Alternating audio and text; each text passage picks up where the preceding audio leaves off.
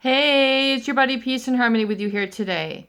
Much love to all of you deep divers who are really embarking on perhaps the journey of a lifetime, and that is rising up and transcending above narcissistic and psychopathic abuse. I am so glad that you have decided to make and have the courage for this journey.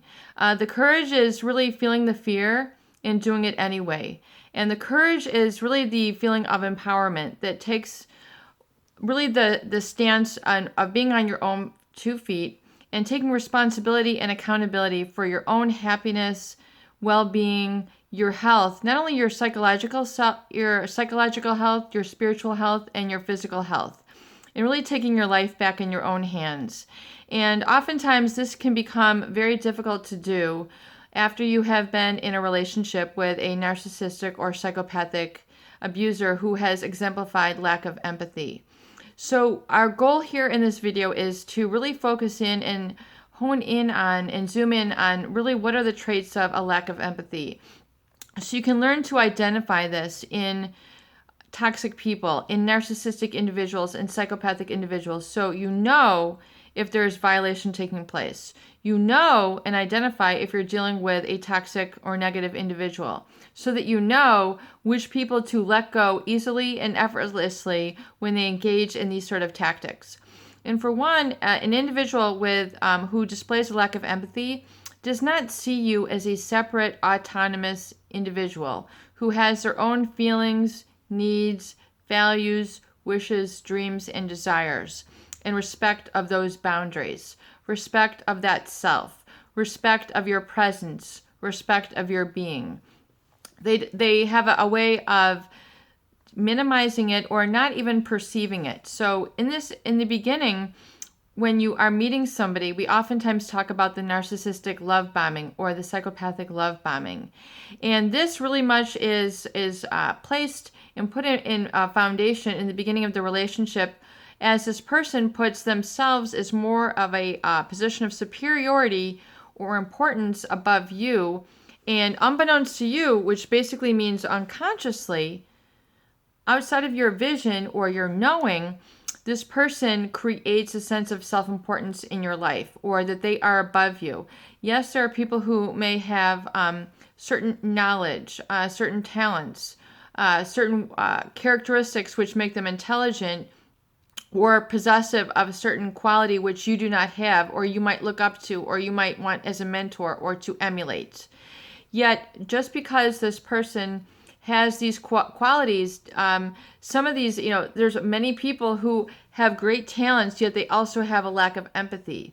For example, the rock star who has, a love of his fans. They appreciate their fan base. Then there are, the individuals who are rock stars who have no empathy, who could care less about their fan base, who just rape, pillage, whatever, and exploit and take advantage of. So just because someone is superior or has great abundance of a certain quality or a trait or an intellect or a talent or abundance, doesn't mean that they are necessarily empathic or unempathic. So it is for you to really understand what, in the goal of this lesson here or this video, is to really identify what lack of empathy means. So a person can be poor with lack of empathy, but a person can be very poor with great amounts of empathy.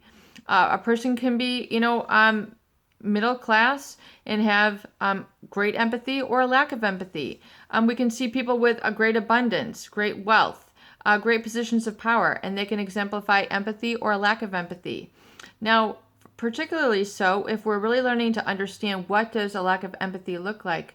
If someone does not see you as a separate and autonomous individual with your own feelings, needs, wishes, desires, values, and allow you to express those in a sort of a non-threatening manner, then if you are with an individual who does not see that and just seems to make you feel invisible, makes you feel extremely unimportant, doesn't seem to get where you're coming from, does not get your value, does not get your heart, just seems to ignore you and override sort of your feelings, your statements, your presence, and it can be overstepping you physically, where they just might hit you. that is a lack of empathy. When they show a disrespect of personal space, that is a lack of empathy. They're encroaching on your personal space. Showing a lack of empathy, a sort of disregard, a disdain or scorn for your emotional space. So, your the way you feel emotionally, because people do emit an energy from them.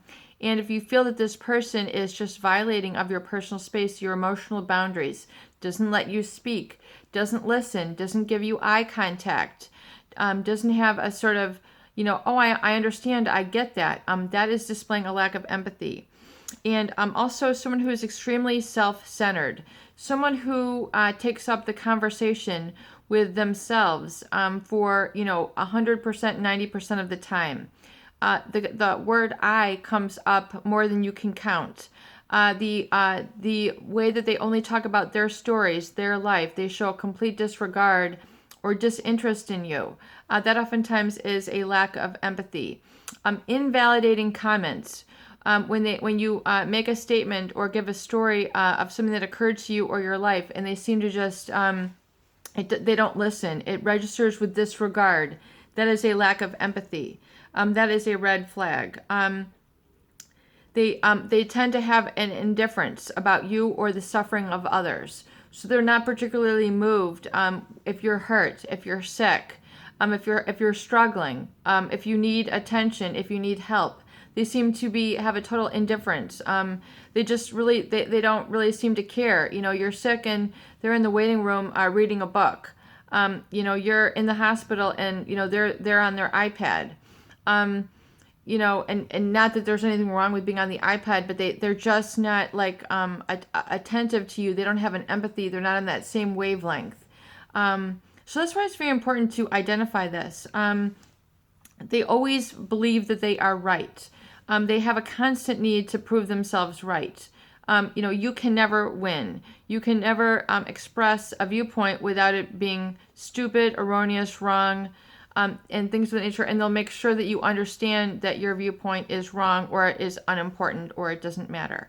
And they always will need to prove themselves and that they are right. So here comes their showboatiness, the self-centeredness, and they will always defend and justify themselves even without there being an issue or a conflict. They create a conflict. They create a conflict consciousness in the environment where they are always needing to be right and push and bully their opinions, feelings, and judgment onto others. And then also they are extremely judgmental. They are extremely critical. They are always trying to find fault. Every situation they're trying to find a fault of. Because if they can find a fault, that is then putting them back at the position of always being right. And then we see the heightened sense of pathological self-centeredness and self-importance with which they live their lives and conduct their relationships. They refuse to see others' viewpoints. They just do not listen. And they just, you're trying to come from a heart space or something real or true, and they are going to shame you. They are going to refute you. They're going to yell at you. Perhaps they're going to respond with hostility at something that is very true and meaningful at you.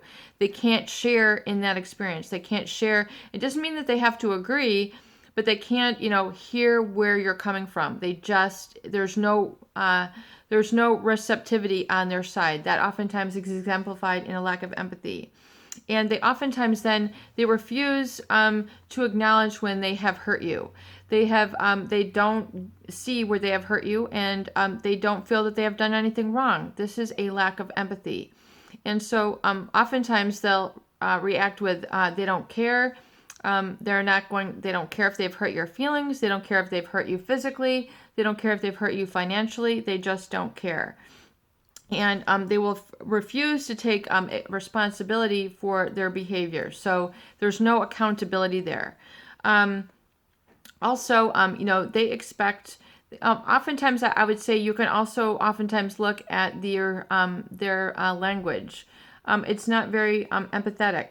So, it's a lot of self-centered language when they are expecting you to be at a meeting or an event or a place or a situation they don't really oftentimes say, oh, we would love to have you come. We would really like to see you. There isn't this sort of empathetic, we would enjoy. It's more like, we are doing this. And, it's more like it's stating things so that they are put on the pedestal, and that you should be so entitled, or you should be so privileged to be able to attend their event. So it's like as if it's not even your experience, your event, it's their event, and you should then, go and be part of their situation. So they are getting the credit, they are at center stage, and you are basically an observer, a participant, or a bystander, which is keeping them, and you are just there to basically be as a target or supply, or to help them keep their event in a certain stature, and where you're just basically an underling, or you should be so privileged. And they tend to also neglect or ignore you if you're sick. So they just tend to really be very inattentive, or give you just a passing glance. And they oftentimes they just don't they're not able to sit and have a good chat over coffee, tea. They're not really able to look at you in the eyes. They're not able to be very physically present. They're almost like on to the next situation. They're on to the next conquering. They're on to the next situation, or they're furthermore just talking constantly about their next project, and it has nothing to do with the present moment. So you oftentimes feel this person is not present with you. They're just not all there. And so these are just some of the ideas if you are with an individual who is narcissistic or psychopathic.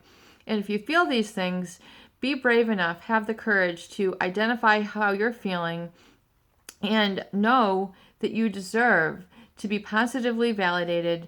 You deserve to be listened to. You deserve to be attended to.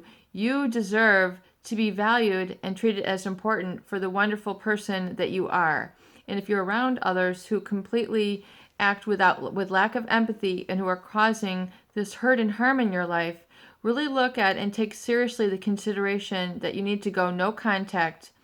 Begin to value yourself, and look more for others who display the empathy, the caring, and the consideration and respect that you deserve. And surround yourself with those people who are able to give and provide that to you on a consistent basis. Those people are out there. It's time to begin to put your feelers out and connect with those people who remind you of who you are and the wonderful person. And so you can live authentically in heart, and not feel the shame that is oftentimes created from narcissistic or psychopathic people who live and have relationships by a lack of empathy. Peace and harmony with you here today. I hope these videos do help. Please share, and please subscribe for more great tools, videos, discussion, and support.